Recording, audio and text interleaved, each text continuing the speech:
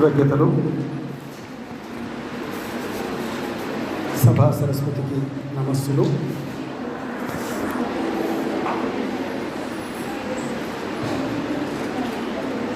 Madam, principal madam గారు, ధనవేణి గారు తన ఉపన్యాసంలో ఇక్కడ ఇద్దరే మగవాళ్ళు కనిపిస్తున్నారు అని ఫోటోలు తీసి అతన్ని నన్ను మాత్రం సూచించారు.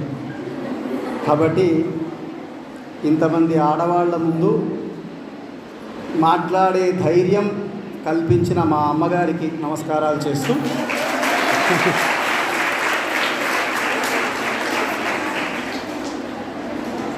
ఇంట్లో ఆమె చెప్పింది మాత్రమే వింటూ బయట మాత్రమే ఎక్కువ చెప్పుకో అని అలవాటు చేసిన ఆమెకి కృతజ్ఞతలు చెప్తూ,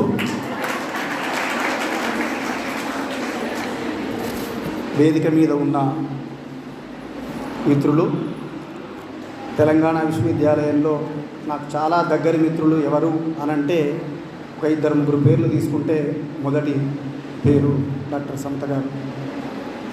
వారు కూడా ఇక్కడ ఉండటం నాకు ఆనందకరమైన విషయం. ఎందుకంటే నేను ఏమైనా అవాకులు చవాకులు మాట్లాడితే నన్ను కాపాడేవాళ్ళు ఒకరన్నా ఉన్నారు ఇక్కడ అన్న ధైర్యం అన్నమాట ఒకటి.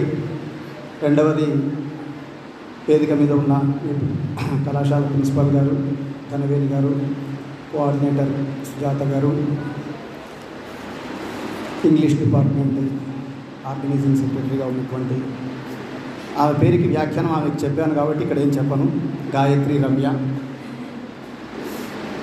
వేదిక ముందున్న మా విద్యార్థులు, అట్లాగే మీ అధ్యాపకులు అయినటువంటి బాలమణి గారికి, శమంత గారికి, శరణ్య గారికి, అక్కడ ఇంకో విద్యార్థి కనిపిస్తోంది ఆ అమ్మాయికి, అందరికీ నమస్కారాలు.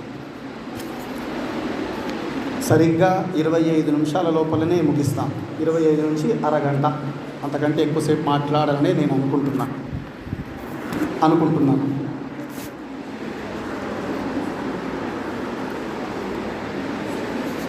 సాహిత్యంలో నారీ శక్తి. అసలు శక్తి అంటే ఏమిటి? శక్తి అనేటటువంటి మాటని మనం ఏమని అర్థం చేసుకోవాలి అనంటే, లిటరేచర్లో ఉన్న వాళ్ళందరికీ ఆ మాటకు ఒక అర్థం ఏం చెప్తారంటే, పదాని యొక్క అర్థానికి ఉన్న సంబంధాన్ని శక్తి అంటారు అని ఒక మాట ఉంది. పదార్థ సంబంధ శక్తి అని ఒక మాట ఉంది. అంటే ఒక పదానికి ఆ పదానికి ఉన్న అర్థానికి మధ్య సంబంధం ఉంది కదా, ఆ సంబంధాన్ని శక్తి అంటారట. అట్లాగే మనిషి యొక్క ఆంతర శక్తి, బాహిర శక్తి కలిస్తేనే శక్తి. వాడు చాలా బలంగా ఉన్నాడు, మెంటల్ పవర్ లేదు అతనిలో, మానసిక శక్తి లేదు. లేదా విపరీతమైన మానసిక శక్తి ఉంది, బక్కబలసగా ఉన్నాడు, అది శక్తి కాదు. అంటే శక్తి అన్న మాటని మనం జాగ్రత్తగా ఎప్పుడూ అర్థం చేసుకోవాల్సింది ఏమిటి అనంటే, మానసిక, బౌద్ధిక, బుద్ధిపరమైన శక్తిగాను, అదే సందర్భంలో భౌతికమైనటువంటి శక్తిగాను, అంటే శరీర దృఢత్వంగాను అర్థం చేసుకోవాలి. మరి ఇది ఎప్పుడు బయటపడుతుంది? ఈ శక్తి ఎప్పుడు బయటపడుతుంది? ఇవాళ నాకు బయటపడింది. నా జీవితంలో ఎప్పుడు ఇంతమంది ఆడవాళ్ళ ముందు మాట్లాడే ధైర్యం చేయలేదు. ఎందుకంటే మా అమ్మగారు ఎక్కువ తక్కువ మాట్లాడితే కొట్టేది, కాబట్టి అంత మాట్లాడవలసిన అవసరము రాలేదు క్లాస్ రూమ్లో తప్ప. అనదలుచుకున్న మాట ఏమిటి? మన శక్తి ఎప్పుడు బయటపడుతుంది అనంటే, సమస్య వచ్చినప్పుడు బయటపడుతుంది. మనం శక్తివంతులం, మనకు ఫలానా రకమైనటువంటి శక్తి ఉంది, మనలో ఫలానా రకమైనటువంటి కేపబిలిటీ ఉంది అని మనకెప్పుడు తెలుస్తుంది అంటే, మనకు సమస్య వస్తే తెలుస్తుంది. అది పురుషుడి కంటే స్త్రీకి ఎక్కువ అని నేను మీకు చెప్పాల్సిన అవసరం లేదు. మేడం గారు లేకపోతే ఇంతకుముందు మాట్లాడిన వాళ్ళందరూ కూడా ఇది స్త్రీ సహజము అని అంటున్నారు. అది స్త్రీకి సహజంగా ఎందుకు వచ్చింది అని అంటే, ఆమె చుట్టూ ఉండేటటువంటి సమస్యలే దానికి సహజత్వాన్ని ఇచ్చాయి. ఆ సహజత్వాన్ని తీసుకురావటం వెనక ఏదో తయారు చేసినటువంటి బిల్ట్ కాదు ఇది, తయారు చేసినటువంటి వ్యవహారం కాదు ఇది. ఆమెకి మగవాడి కంటే కూడా ఎక్కువ సమస్యలు ఉన్నాయి కాబట్టి తనకు తెలియకుండానే అవన్నీ సహజ సిద్ధంగా ఆమెకి అమరాయి. ఇది మొదటి 5గురిలోనూ 4గురిలోనూ ప్రయత్నం ద్వారా జరిగితే తర్వాత వాళ్ళకి అక్కను చూసుంటుంది, పెద్ద అక్కను చూసుంటుంది. ఒకప్పుడు అలాగే ఉండేది కదా. 18 ఏళ్లకో 16 ఏళ్లకో పెద్ద అక్కకు పెళ్ళైతే 5 ఏళ్ళలో 6 ఏళ్ళలో ఉన్నటువంటి చిన్న అమ్మాయి అక్కను చూసేది, తనకు తెలియకుండా అది వచ్చేది. అంటే ఈ సహజత్వం పరంపరగా వచ్చిన తర్వాత ఇది స్త్రీకి సహజమైంది అని ఒక రూల్ తయారు చేసుకున్నాం. ఈ రూల్ తయారు కావటం వెనక ఆమె చుట్టూ ఉన్నటువంటి వాతావరణమే ఆమెకి అలాంటి స్థితిని కల్పించింది. మీరందరూ మీ ఫస్ట్ ఇయర్ పిల్లలు శరణ్య తర్వాత మేడం గారు ఒకసారి మా యూనివర్సిటీకి తీసుకురావడానికి తీసుకొచ్చారు పిల్లల్ని.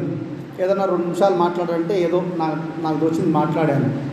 మీకు శకుంతలోపాఖ్యానంలో ఒక మాట దుష్యంతుడు అంటాడు, మానినులు అసత్యవచనులు అని, అబద్ధాలు ఆడతారు ఆడవాళ్ళు అని ఒక స్టేట్మెంట్ ఇస్తాడు. మరి మీ టీచర్స్ ఈ పాఠం మీకు ఎట్లా చెప్తున్నారో నాకు తెలియదు. అంటే ఎట్లా చెప్తున్నారంటే ఆ లైన్ని ఎట్లా వ్యాఖ్యానిస్తున్నారో తెలియదు, ఎట్లా కామెంట్ చేస్తున్నారో నాకు తెలియదు. ఆమె అబద్ధం ఎందుకు చెప్తుంది? వీడు అప్పు తీసుకొని కనిపించకుండా పోయిండు, ఇంట్లోనే ఉన్నాడు, వీడు లేడని చెప్తుంది. కొడుకు ఏదో పక్కింటి పిల్లలో కొట్టి వచ్చినాడు, లోడు కొడుకు ఇంట్లో లేడు అని చెప్తుంది. ఈ పనులన్నీ ఎవరి కోసం చేసిందామే? కుటుంబం కోసం అని అందాం. కుటుంబం కోసం చేసేటటువంటివి 1, 2 ఏమవుతుంది? ఆ గల్లీలో ఉన్న వాళ్ళందరూ ఈమె ఎప్పుడు నిజం చెప్పదు అని ఆడవాళ్ళే అనేట్ చేస్తుంది. గమనించాల్సిన విషయం ఇక్కడ ఉంది. మగవాడు అన్నట్ల ఆ మాట జాగ్రత్తగా గమనించండి. నేను ఇది కామెంట్ చేస్తున్నా అనుకోకండి తల్లి. నా ఉద్దేశం ఏమిటి ఇక్కడ? ఆ రకమైనటువంటి స్టేట్మెంట్ రావటం వెనక, ఆ రకమైనటువంటి మాట రావటం వెనక ఏ సమాజం ఉన్నది? దాన్ని ప్రచారం చేస్తున్న సమాజం ఏది అంటే మళ్ళీ స్త్రీలే అనేటటువంటి మాట కూడా చాలా సందర్భాల్లో మనం వింటూ ఉంటాం. అంటే ఇప్పుడు నేను చెప్పదలుచుకుంది ఏమిటంటే, ఇవాళ మీ మీద ఉన్నటువంటి మంచి అభిప్రాయాలు ఏర్పరిచింది స్త్రీలే. మీ మీద ఏమైనా అభిప్రాయాలుంటే అవి ఏర్పరిచింది స్త్రీలే. కాకపోతే వారే ఏర్పరిచారంటే బాగుండదు కాబట్టి వ్యాసుడి పేరో వాల్మీకి పేరో ఇంకోడి పేరో చెప్పి మొగోడు చేసిండు అని అంటాం. ఇది నేను చెప్పదలుచుకుంది. ఇంకో రకంగా చెప్తాను. చిన్న ఉదాహరణగా, సీత మారీచుడు బంగారు లేడి రూపంలో వచ్చాడు. వచ్చి ఆమె ముందు నిలబడ్డాడు. రాముడికి తెలియదా బంగారు లేడి ఉండదని తెలియదా అండి? అది చూసి బంగారం కదా ఆశ, స్త్రీ సహజమైన లక్షణం, మళ్ళీ ఏమన్నా అంటారేమో, స్త్రీ సహజమైన లక్షణం అది కావాలి అన్నది. బంగారు లేడి ఉండదు, ఏం తలకాయలేకుండా మాట్లాడుతున్నావాను అనలేదు. ఆమె అడిగింది, వీడు పరిగెత్తాడు. అంతే, భార్య అడిగింది, వాడు పరిగెత్తాడు. చివరి సీన్కి వద్దాం. ఇంటికి తీసుకొద్దాం అనుకున్నాడు. పతివ్రత నిరూపణ చేయడం కోసం అగ్నిలో అన్నాడు అని వాల్మీకిలో అంత మాట కూడా లేదు. నువ్వు నిరూపించుకో అని అంటాడు. ఆ సందర్భంలో ఆమె అగ్నిని కేంద్రంగా తీసుకుని దూకింది అని వాడు చెప్పాడు, లేదా రాముడు చెప్పాడు, ఆమె దూకింది. వాళ్ళిద్దరు బాగానే ఉన్నారు, మనం గుర్తుకు వస్తున్నాం. ఇది నేను అర్థం చేసుకోమంటున్నాను. కుటుంబం అనేటటువంటి ఒకానొక వ్యవస్థలో భార్యాభర్తల మధ్య మూడో వ్యక్తి పోయినప్పుడు మాత్రమే సమస్య అయి కూర్చుంది. తల్లి కొడుకు మధ్య, తల్లి కూతురు మధ్య, తండ్రి కూతురు మధ్య, తండ్రి కొడుకు మధ్య మూడో వాడు వచ్చినప్పుడే ఇంతెందుకు దారిలో పోతూ మన బండి ఇంకోటి గుద్దేసింది, లేదా ఇంకోటి బండి మనం గుద్దేసింది, వాళ్ళిద్దరే మాట్లాడుకుంటే 5 నిమిషాల్లో వెళ్ళిపోతారు. ఇంకో నలుగురు చేరిండ్రు అనుకోండి, అర్ధగంట అయినా జరగదు. అంటే మనం స్త్రీ కావచ్చు, పురుషుడు కావచ్చు, పిల్లవాడు కావచ్చు, పెద్దవాడు కావచ్చు, మన కోసం బతుకుతున్నామా, మన కోసం ఆలోచిస్తున్నామా అన్నప్పుడు ఏ శక్తి అయినా తనకు పనికి రావాలి, తన సమాజానికి పనికి రావాలి, తన కుటుంబానికి పనికి రావాలి. అప్పుడు అది శక్తి అవుతుంది. ఇది నేను చెప్పదలుచుకుంది. అయితే సమస్య ఎక్కడ అని అంటే, ఈమె శక్తి అంతా కూడా ఈ 30-40 ఏళ్లలో కాదు, కానీ ఇంటికే పరిమితమైంది. నాకు తెలుసు, మా అమ్మ అలా ఉండకపోతే మేమెంత పనికి మాలిన వాళ్ళు అయ్యేవాళ్ళమో, మా నలుగురము, 2 చెల్లెళ్ళు 1 అన్న. నాకు తెలుసు మేమెంత పనికి మాలిన వాళ్ళం అయ్యేవాళ్ళము మా అమ్మ అలా లేకపోతే. మా అమ్మ అలా లేకపోతే మా చెల్లెళ్ళకి రావాల్సింది కరెక్ట్గా వెళ్ళేదా లేదా అని కూడా నాకు అనుమానమే. ఎందుకంటే నా మనస్తత్వం నాకు తెలుసు కదా. నేను అనదలుచుకున్న మాట, ఇది కుటుంబానికే పరిమితమయ్యింది. తనను తాను కుటుంబం నిలబడితే చాలు, నేను నిలబడతాను అనుకునే ఒకానొక వ్యవస్థలో తల్లి చాలా రకాలుగా, కోడలుగా అనుకోండి, అత్తగా అనుకోండి, మరో రూపంలో అనుకోండి, అలా నిలబడింది. అలా నిలబడ్డటువంటి ఒక తరం వల్ల మాత్రమే మీ తల్లులు లేదా మీరు లేదా నా తరం వాళ్ళు బయటికి వచ్చి ఉద్యోగాలు చేస్తున్నాం. గమనించాల్సిన విషయం అది. కానీ మనం చేస్తున్నది ఏమిటి? అమ్మా నీకేం తెలియదు, ఊరుకో. ఒక దువ్వూరి వెంకటరమణ శాస్త్రి, సాహిత్యం కూడా అన్నారు కాబట్టి ఉదాహరణ చెప్తున్నా. దువ్వూరి వెంకటరమణ శాస్త్రి అని ఒక పెద్ద మనిషి ఉన్నాడు, ఆంధ్ర యూనివర్సిటీ ప్రొఫెసర్. స్వీయ చరిత్ర రాసుకున్నాడు, ఆటోబయోగ్రఫీ రాసుకున్నాడు. నేను ఏదో చాలా చదువుకున్నాను, చాలా వ్యవహారాలు నాకు తెలుసు, నేను గొప్ప వ్యాకరణ పండితుణ్ణి అని నేను అంతా అనుకుంటూ ఉన్నాను. కానీ ఈమె 4వ తరగతి కూడా సరిగ్గా చదువుకోలేదు.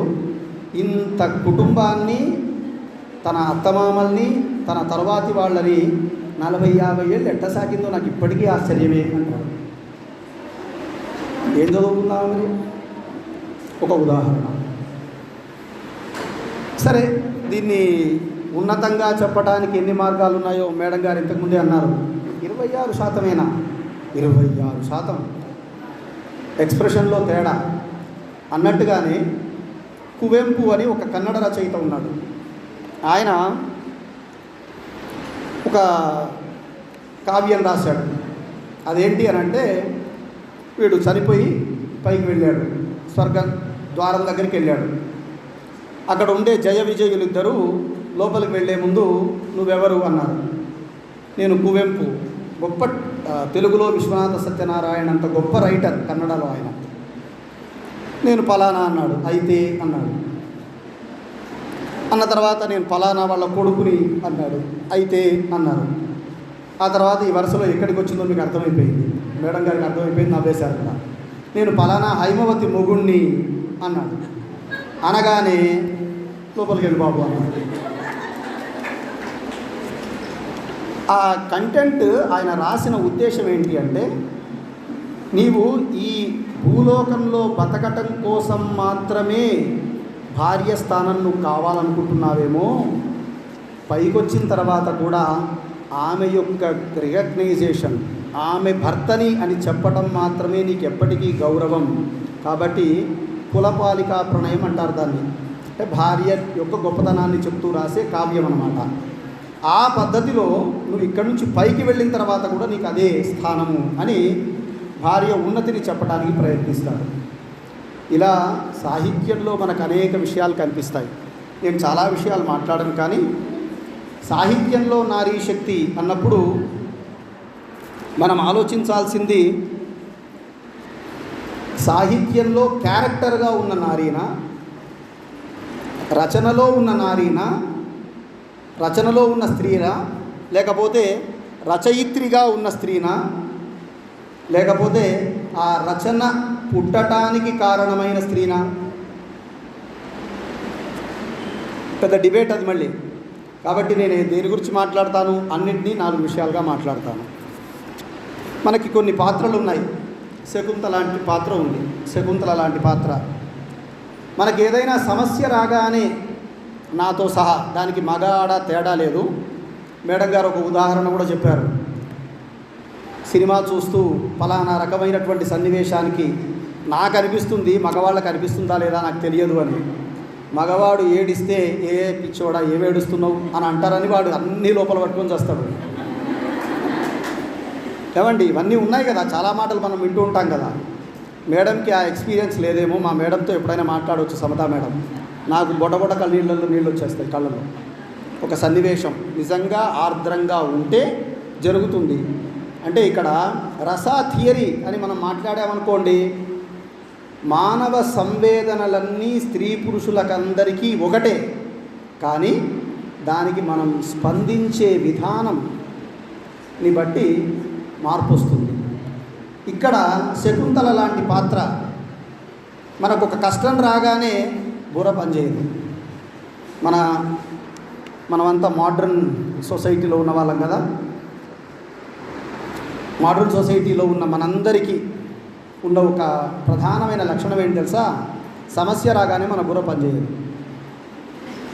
మన అమ్మమ్మకి ఆ సమస్య లేదు, మన అమ్మకి ఆ సమస్య లేదు. మీకు అందరికీ తెలిసే విషయం. జాగ్రత్తగా ఆ మాట అంటున్నా, మీరు గమనించండి. కావాలంటే ఇప్పటికే తల్లిదండ్రులు ఉన్నవాళ్ళు, తల్లి ఉన్నవాళ్ళు ఉంటే మీరు గమనించండి.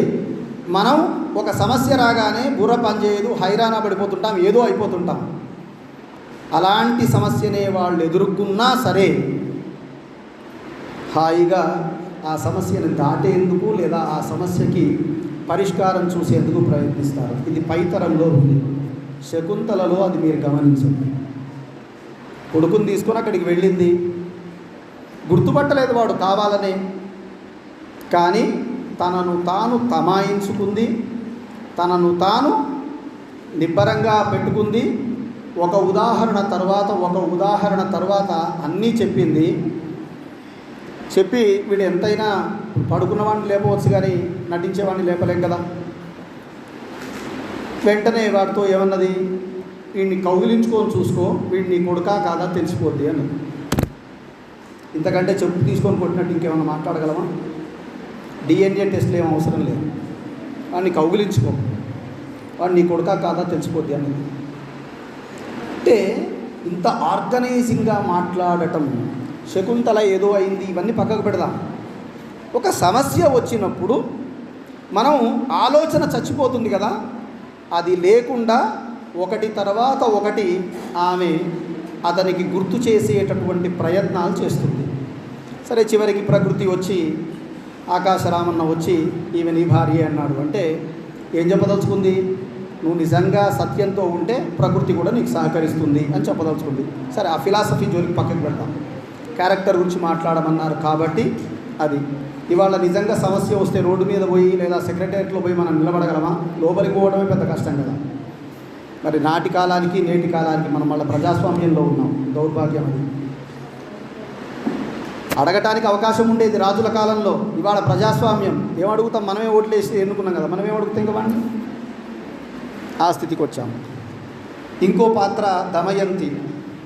మనకు తెలుసు, అగ్ని, యముడు, వరుణుడు, శని వీళ్ళందరూ కూడా ఆమెను పెళ్లి చేసుకుందాం అనుకున్నారు.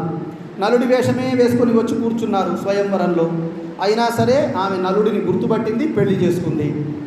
పెళ్లి చేసుకున్నందుకు వీళ్ళందరూ కక్ష కట్టారు. ప్రేమించిన వాడిని పెళ్లి చేసుకుంది కాబట్టి కక్ష కట్టి వానికి కుష్టొచ్చేట్టు, వాని రాజ్యం పోయేట్టు, వాడు బీదరికంలో పడేట్టు అనేక కష్టాలని ప్రకృతి వానికి తెచ్చింది. వాడిని పోగొట్టుకుంది ఆల్మోస్ట్. వాడిని వెతుకుతూ మొత్తం మీద బయటికి తీసుకొచ్చింది. అదేదో మావి చిగురు అనుకుంటా. మావి చిగురేనా? కాదు, మాతోనే వస్తుంది. జగపతి బాబు లయ. కారణం లేకుండా ఆ అమ్మ ఒక అపార్ట్మెంట్లో ఉండవలసిన వ్యక్తిని ఇంకో 609, 606 మారిపోయేసరికి తీసుకెళ్ళిపోతే ఈ అమ్మాయి ప్రతి స్టేషన్కి వెళ్ళి నా భర్త వాడు కాదు, పోలీసు వాడు అరెస్ట్ చేశాడు, చేయవలసిన వాడు వీడు కాదు, అరెస్ట్ చేశాడు, వాడిని బయటికి తీసుకురావడం కోసం చాలా ప్రయత్నం చేస్తుంది. బొంబాయి రోజా సినిమా, బాంబే సినిమా ఉంది కదా, అది అలాంటిదే కదా. అంటే ఇక్కడ అనదలుచుకున్న మాట ఏమిటి అంటే, దమయంతి అన్న ఒక పాత్ర తన ప్రేమను నిలుపుకోవటం కోసం వాణ్ణి ఎట్లో అట్లా ఎన్ని కష్టాలు వచ్చినా మళ్ళీ తన దగ్గరికి లేదా అతన్ని గుర్తుపట్టి మొత్తం మీద తనను చేరుకుంది. ఇప్పుడు ఆమెకు మనం ఇచ్చిన కితాబ్ ఏంటి? పతివ్రత. ఇది పెద్ద సమస్య. ఆమె ఆ ప్రాసెస్లో పడినటువంటి శ్రమ ఏంటి, మానసిక సంఘర్షణ ఏంటి అన్నది మనం అర్థం చేసుకోవాలి. ఇక సత్యభామ లాంటి పాత్ర ఉంది, విన్నారనుకుంటా. సత్యభామ ఆమె టిపికల్ ఇండియన్ విమెన్. నా మొగుడు నాకే సొంతం, ఇంతే పాపం. ఆమెకి ఇంకేమీ ఆలోచన లేదు. ఇంత చిన్న మెంటాలిటీ ఆమెది. కానీ ఆమె ప్రాబ్లం ఏంటి తెలుసా? కృష్ణుడు తనను ప్రేమిస్తున్నాడని కృష్ణుడికి తెలిస్తే, తనకు తెలిస్తే చాలదు, మిగతా 7 తెలవాలి. అది ఆమె ప్రాబ్లం. ఆమె సమస్య అది. కృష్ణుడికి తానంటే బాగా ఇష్టమని తెలుసు, తనకు కృష్ణుడు అంటే బాగా ఇష్టమని తెలుసు. మా ఇద్దరికి తెలిస్తే కాదు, మిగతా 7 తెలియాలి. అందుకనే ఆమె చాలా రకాలైన ప్రయత్నాలు చేస్తూ ఉంటుంది. కానీ ఆమెలో గమనించాల్సిన విషయం ఏంటి తెలుసా? మీకు తెలుగులో అంటే సొసైటీకి లిటరేచర్కి ఎట్లా సంబంధం ఉంటుంది అనడానికి ఉదాహరణగా చెప్తున్నాను. భాగవతంలోనూ నరకాసుర వధ ఉంది, హరివంశంలోనూ ఉంది. కానీ కృష్ణుడితో సత్యభామ అక్కడికి వెళ్తుంది కానీ యుద్ధం చెయ్యదు. సాంస్క్రిట్లో యుద్ధం చేసినట్టు లేదు. తెలుగు కావ్యాల దగ్గరికి వచ్చేసరికి ఎర్రన, అట్లాగే నాచన సోముడు ఉత్తర హరివంశంలో, పోతన భాగవతంలో కృష్ణుడు సత్యభామను తీసుకెళ్ళాడని, సత్యభామ కొంత యుద్ధంలో సహకరించిందని, యుద్ధం చేసిందని రాశాడు. సాంస్క్రిట్లో లేదు. అలా ఎందుకు రాశాడు తెలుసా? 13వ శతాబ్దికి మొత్తం ప్రపంచంలో మొట్టమొదటిసారిగా యుద్ధం చేసిన మహిళ తెలంగాణ ప్రాంతం నుంచి, తెలుగు ప్రాంతం నుంచి, కాకతీయుల నుంచి రుద్రమదేవి కనిపిస్తుంది. అంతకంటే ముందు ఏ లిటరేచర్లో కూడా విమెన్ బాణం పట్టుకొని, విల్లు పట్టుకొని యుద్ధం చేసినట్టు లేదు. అంటే సొసైటీకి లిటరేచర్కి అట్లా లింక్ ఉంది. అంతకుముందు సాంస్క్రిట్లో లేదంటున్నాను కదా, సంస్కృతం నుంచి తీసుకున్న కథనే కదా మనం, నరకాసురుడి కథ. కానీ సంస్కృతంలో యుద్ధానికి వెళ్ళింది కానీ యుద్ధం చేసినట్టు లేదు, యుద్ధంలో సహకరించింది. మేడం మొట్టమొదటి ఉదాహరణ చెప్పారు కదా, కార్యేషు దాసి కరణేషు మంత్రి. ఏమండి నిజంగా ఇవన్నీ ఉన్నాయా అండి?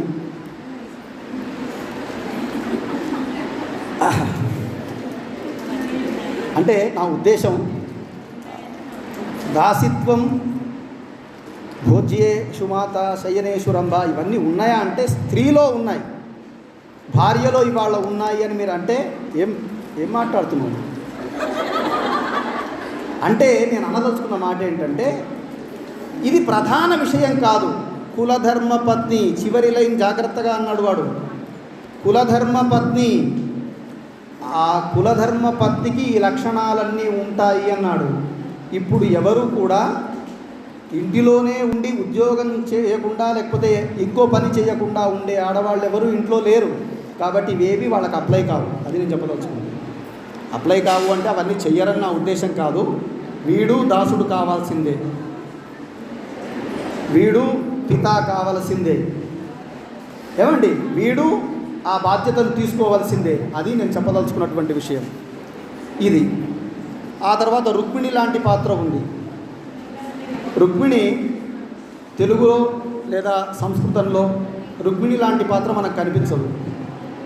మనం అనుకుంటాం చాలా అమాయకురాలైనటువంటి పాత్ర అని, అమాయకమైనటువంటి మనస్తత్వం ఉన్నటువంటి ఆమె అని. కానీ ఆమెకున్నంత తెలివితేటలు, ఆమెకున్నంత సందర్భానుకూలంగా స్పందించే లక్షణము ఇంకెవరికి లేవు.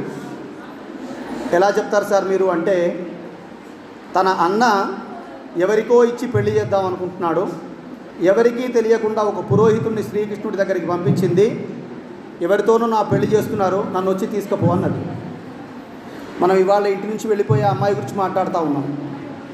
లేదా ఇవాళ ఒక సమాచారం ఇచ్చి ఇంటి నుంచి వెళ్ళిపోయి పెళ్లి చేసుకునే అమ్మాయి గురించి మాట్లాడుతున్నాం. రుక్మిణి నాటి కాలంలోనే ఆ పని చేసింది. అంటే ఇదో పెద్ద మార్గం చూపించిందని చెప్పడం నా ఉద్దేశం కాదు. తాను మంత్రాంగం, మంత్రి అన్నారు కదా మీరు, కరణేషు మంత్రి, పనుల్లో మంత్రిత్వం. ఆ తర్వాత ఇవన్నిటినీ ఒక్కొక్క స్త్రీలో ఉన్న ఒక్కొక్క లక్షణాన్ని తీసుకొచ్చి శ్లోకం అల్లారండి. 6 ఒక దగ్గర ఉంటే గొప్ప విషయం ఏమండి. తర్వాత ప్రమీళ అని ఒక క్యారెక్టర్ ఉంది, ప్రభావతి అని ఒక క్యారెక్టర్ ఉంది జైమిని భారతంలో. సతీ సహగమనాన్ని నిరసించినటువంటి మొట్టమొదటి క్యారెక్టర్ ప్రభావతి. జైమిని భారతం అని అశ్వమేధ పర్వం అనే పేరుతో సంస్కృతంలో ఉంది, తెలుగులో పిల్లల మర్రి పినవీరన అని ఆయన రాశాడు. అట్లాగే ప్రమీల అనేటటువంటి ఒక ఆమె అర్జునుడిని వివాహం చేసుకునేటటువంటి గిరిజన కన్య లాంటి లేదా ఒక ట్రైబ్ సంబంధించిన ఆమెను గురించి చెప్పేటటువంటి సందర్భంలో యుద్ధంలో నిలబడినటువంటి స్థితిని చెప్తారు. ఇక గాంధారి భర్త కోసం కళ్ళు మూసుకుందని మనం అనుకుంటాం, లేదా ఇంకేదో చెప్తాం కదా. దుర్యోధనుడు చావటం కరెక్టే అని మాట్లాడినటువంటి స్త్రీని అవమానించినావు కదా నువ్వు, కాబట్టి నువ్వు చావటం కరెక్టే అని అతను చనిపోయిన తర్వాత మాట్లాడిన వ్యక్తి. తల్లి మాట్లాడదు కదా. ఇప్పుడు మనం చూస్తున్నాం,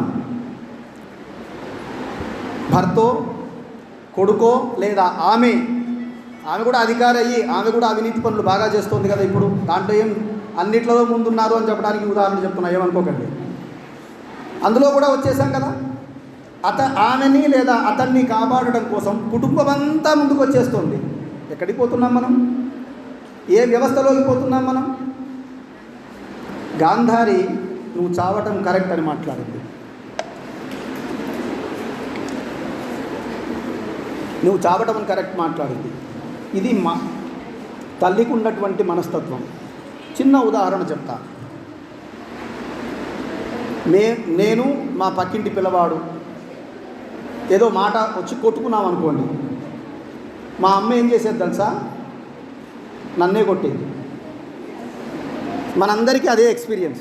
ఇప్పుడు అర్థం చేసుకోండి.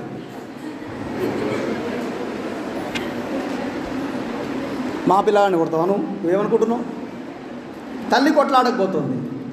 ఈ మెంటాలిటీ చిన్న వయస్సులోనే మనం పిల్లవాడికి నేర్పిస్తున్నాం. చాలా చాలా రకాలైనటువంటివి. మనం చిన్నప్పటి నుంచే స్త్రీని స్త్రీగా తయారు చేస్తున్నాం, మగవాడిని మగవాళ్ళలాగా తయారు చేస్తున్నాం మనకు తెలియకుండానే. ఏమనుకోకండి ఇట్లా అంటున్నానని. 3 ఏళ్ల పిల్ల, 4 ఏళ్ల పిల్ల స్కూలుకు పోతుంది. 4 రోజులు పోయింది, వారం రోజులు పోయింది, 10 రోజులు పోయింది. నీకు దోస్తులు ఎవరే? వరుసగా 4 పేర్లు చెప్తుంది. అమ్మాయి ఒక అబ్బాయి పేరు చెప్పంగానే మనం కిసిక్కులో నవ్వుతాం. 4 ఏళ్ల పిల్లకి ఏమిటి తెలియదు. అలా 2-3 సార్లు మగపిల్లల పేర్లు చెప్పడానికి మనం ఆనందిస్తున్నామని చెప్తుంది.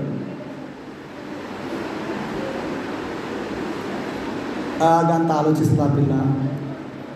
నువ్వు ఆనందిస్తున్నావు, మా అమ్మ నవ్వుతుంది, లేదా నన్ను అడిగిన వాడు నవ్వుతున్నాడు. మెంటాలిటీ ఆలోచించండి. అదే మగపిల్లవాడు.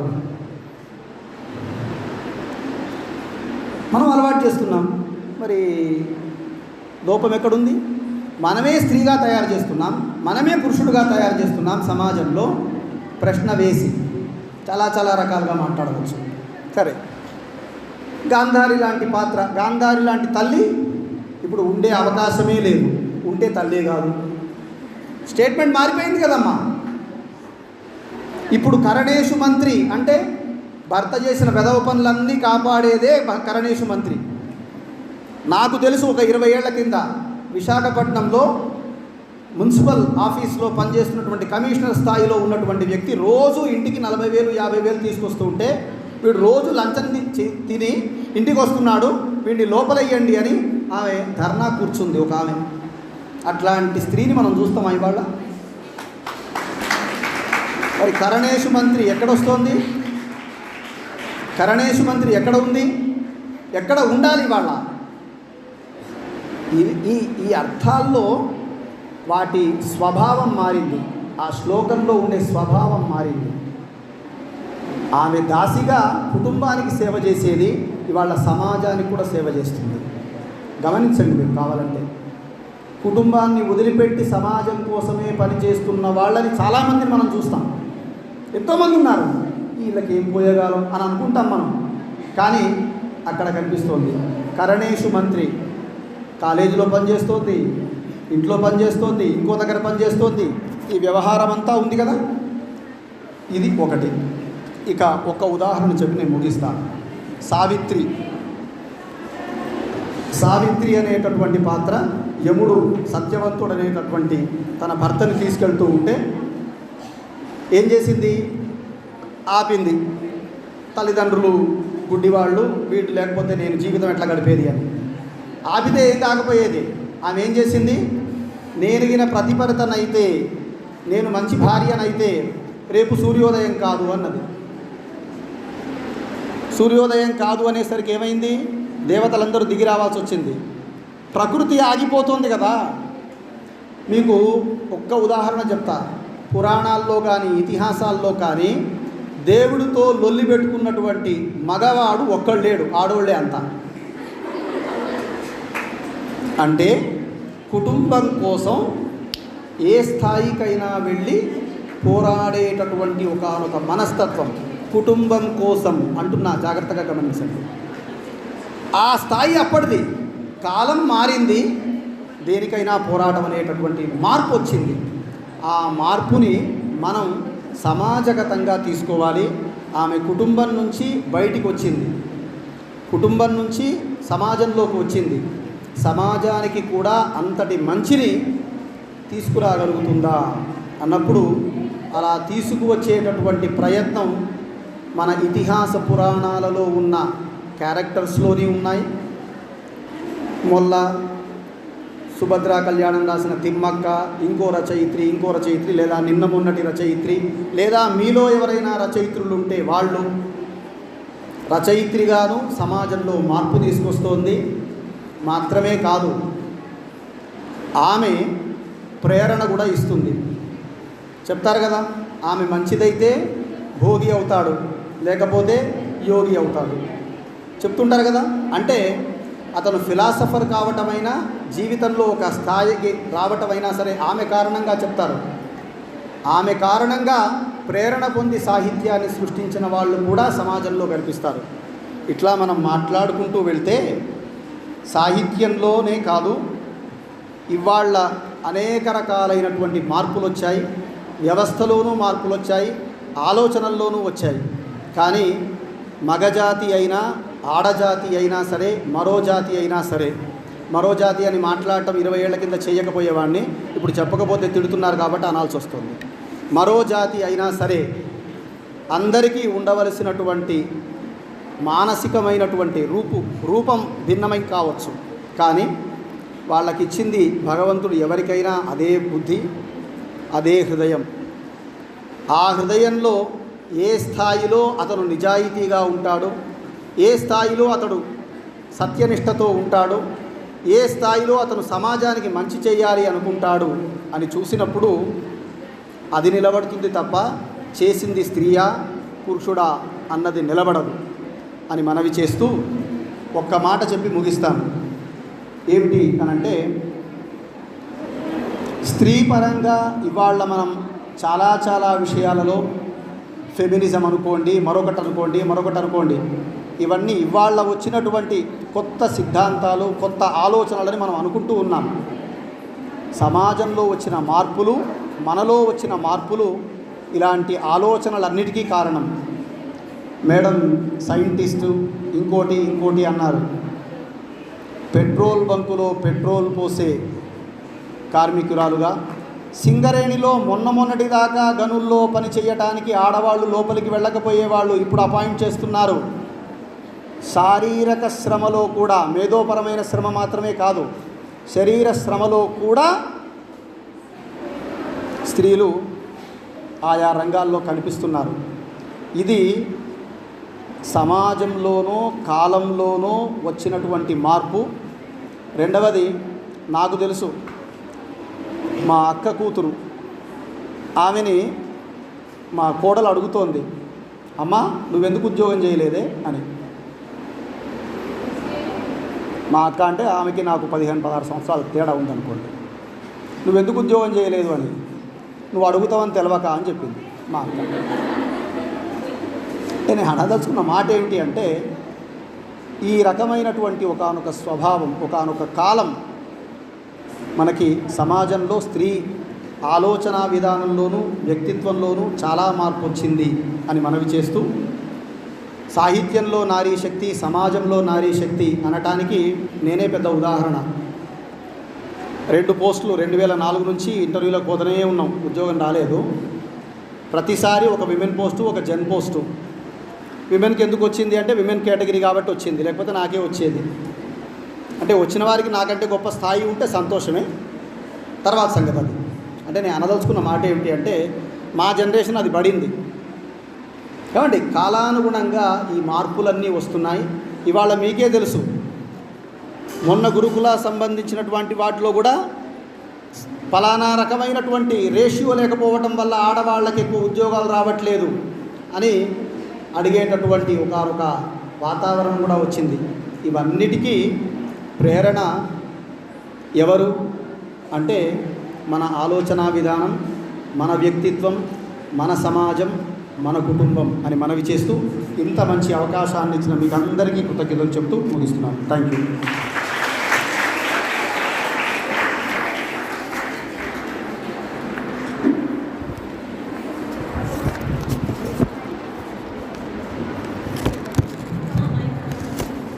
Thank you so much, sir. Today I had a great opportunity to listen to you. All these days I had a very big doubt regarding Telugu literature, sir. So always my students and madams and నేను కాలేజ్లో join అయినప్పటి నుంచి so they speak only about Shakuntala. అంటే Telugu literature అంటే only శకుంతలనా? why అంటే ఇంత women ఉన్నా కూడా why they are speaking only Shakuntala అని. Today I got opportunity to listen to all the women in the Telugu literature, the Indian mythology. Thank you so much, sir. And